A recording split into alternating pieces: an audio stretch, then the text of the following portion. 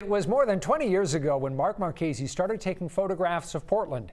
He never stopped. He's out now with his latest book. It's called Greater Portland Volume 2, and he's with us here on 207. Marchesi, thanks for coming in. Good to have you here. Thanks for having me. When did you first get interested in taking urban photography? Oh, that's a good one. In college, I actually took a lot of portraits. And then when I left college, I don't know if it was something that happened personality-wise, I started getting a little more introverted maybe, and started looking at the landscape more. And then living in the city, that turned into buildings and then sort of went from there. One of the things that has interested you in your work in recent years is the changing face of the city, and we'll start to bring up some of the pictures. Our first one is from Joe's Smoke Shop, which was an institution in Maine for decades, and now gone. Why do you want to capture these places? Well, I'd say I kind of fell into it, where I was photographing the city and just trying to make a sort of a portrait of the city itself. And then I kind of realized that things were disappearing, and then it became, I wanted to preserve these buildings on film and create a historical record. I should have said Joe's Super Variety to give it the correct name. Sorry about that.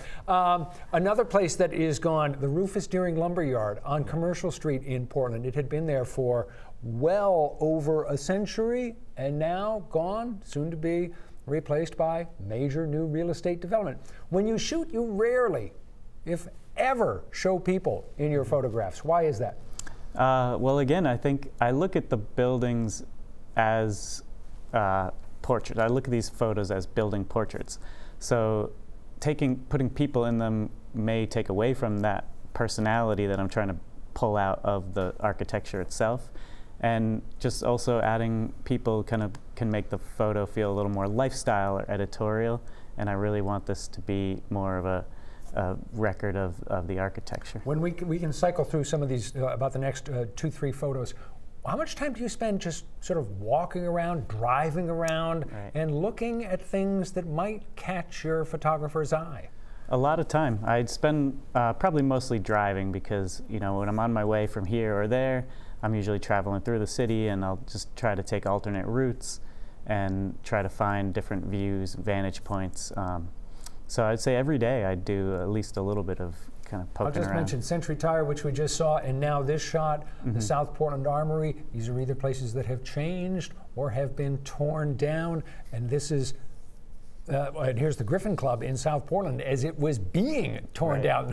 When you saw that one, did you say, yes, that exactly goes to the heart of a lot of what I'm doing? Yeah, exactly. With the Griffin Club, that was one of those moments that I happened upon it right at exactly the right time, and that doesn't always happen. Sometimes I'll just have to keep an eye out on the news or in the papers for when things may be getting torn down, and then try to get there ahead of time.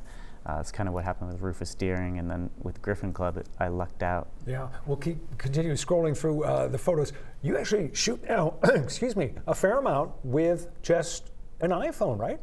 Quite a bit with just my iPhone. Mostly when I'm driving around or walking around, I'm scouting with the iPhone. And I look at those as like just snapshots, and sometimes I'll go back and make that same photo on film. But yeah, I do shoot quite a bit with just my phone. It's always on me, so that's easy. What is it that captures your eye? When do you know you've got something that you think you want to preserve? That's hard to say. I think there's no kind of formula. There's no check boxes that you can just mark off and say, yep, there, I did it. It just kind of happens afterwards. Sometimes you don't even recognize it until later.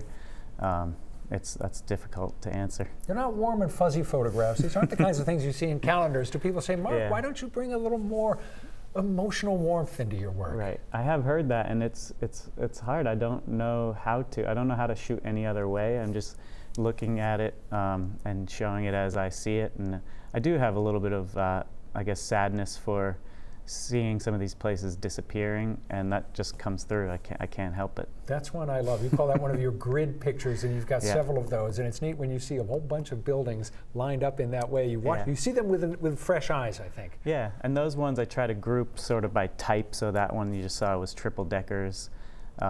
Those you see a lot of them in Portland, but it really it's a little more gravity when you see them all together in that kind of a layout.